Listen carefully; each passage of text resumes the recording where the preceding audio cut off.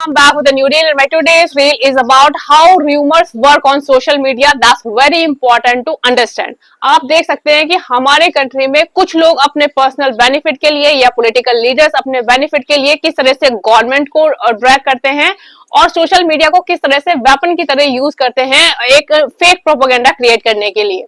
Recently Israel Iran war की जो situation है वो हम सभी जानते हैं, बट उस सिचुएशन का फायदा उठा के किस तरह से ये लोग अपने पर्सनल बेनिफिट अचीव करना चाहते हैं या किस तरह से गवर्नमेंट को ड्रैग करना चाहते हैं, ये समझना बहुत ही इंपॉर्टेंट है।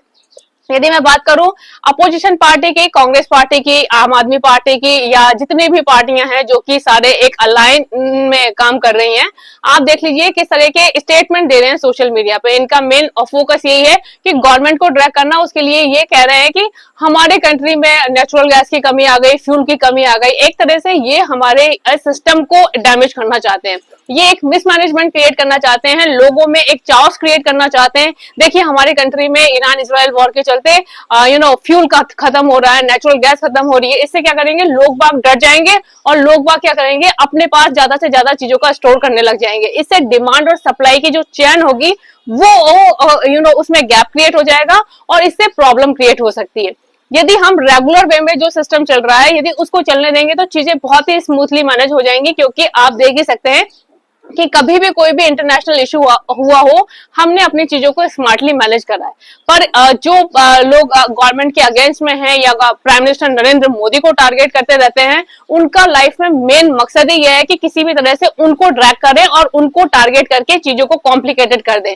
उनको टारगेट करने के चलते वो देश को किस तरह से नेगेटिविटी में घसीटते जा रहे हैं, ये भी समझना हमारे लिए उतना ही इंपॉर्टेंट है।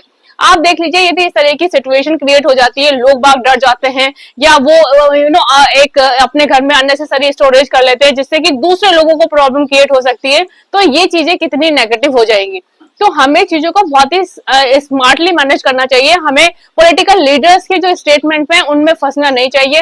रिसेंटली एक प्रकाश झा करके एक एक्टर है जो बहुत ही नेगेटिव स्टेटमेंट दे रहे हैं। उन्होंने कहा है कि अब तो नेचुरल गैस की कमी के कारण घर में सिलेंडर की तो कमी होगी, यहाँ तक कि रेस्टोरेंट वगैरह में भी ये चीजें अनअवेलेबल हो जाएंगी। तो आप सोच लीजिए कि किस लेवल पर ये चीजें एग्जेजरेट करके सोशल मीडिया पे इनको फैलाया जा रहा है और कुछ लोग अपने पर्सनल बेनिफिट के चलते इन चीजों को नेगेटिव फेज में लेके जा रहे हैं। यदि हम बात करें गवर्नमेंट ऑफ इंडिया की, उन्होंने बिल्कुल क्लियर कराया कि हमारे कंट्री में नेचुरल गैस या किसी फ्यूल किसी की भी कमी नहीं है, हमारे पास इनफ स्टोरेज है।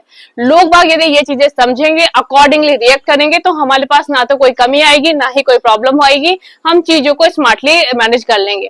बट ये पॉलिटिकल पार्टीज मिसमैनेजमेंट क्रिएट करने के लिए या कंट्री में गवर्नमेंट को टारगेट करने के लिए उल्टी सीधी अफवाहें फैलाते हैं और ये अफवाहें किस तरह से नेगेटिविटी क्रिएट कर देती है, किस तरह से लोगों के माइंडसेट को चेंज करती हैं, ये चीजें बहुत ही गलत हो जाती हैं।